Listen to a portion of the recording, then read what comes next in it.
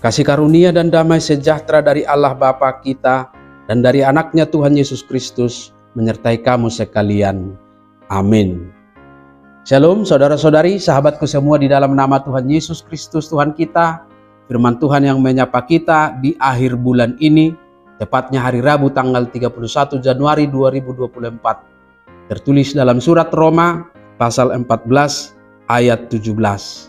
Mari sahabatku semua, kita simak dan renungkan firman Tuhan yang menjadi kekuatan dan inspirasi untuk menjalani hari ini demikian. Sebab kerajaan Allah bukanlah soal makanan dan minuman, tetapi soal kebenaran, damai sejahtera, dan sukacita oleh Roh Kudus. Aida da si panganon manang si inumon harazaon ni debata. Hati gorad dohot hadameon, dohot lasniroha di bagasan tod di parbadia. Demikian firman Tuhan. Saudara-saudari sahabatku semua di dalam nama Tuhan Yesus, renungan firman Tuhan hari ini mengajak kita untuk fokus kepada tujuan hidup sebagai seorang pengikut Kristus yang sejati.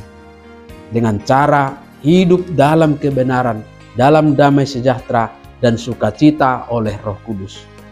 Untuk merealisasikan hal ini, maka segala sesuatu yang dapat menghalangi harus kita tepis. Dan salah satu yang dapat menghalanginya adalah persoalan perbedaan pemahaman tentang makanan dan minuman. Sama seperti sebagian besar anggota jemaat di Roma yang saling menghakimi oleh karena perbedaan pemahaman itu, di antara kita saat ini pun masih memiliki perbedaan pemahaman itu. Sering sekali di jemaat-jemaat Kristen saat ini mempertentangkan soal berpantang dan tidak berpantang makanan. Dalam pemahaman sebagian orang, ketaatan untuk berpantang jenis makanan tertentu dianggap sebagai salah satu syarat kelayakan untuk masuk ke dalam kerajaan sorga.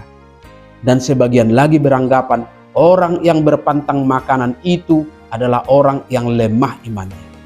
Perbedaan inilah yang akhirnya membuat di antara umat Kristen saling menghakimi dan bahkan sampai memunculkan konflik.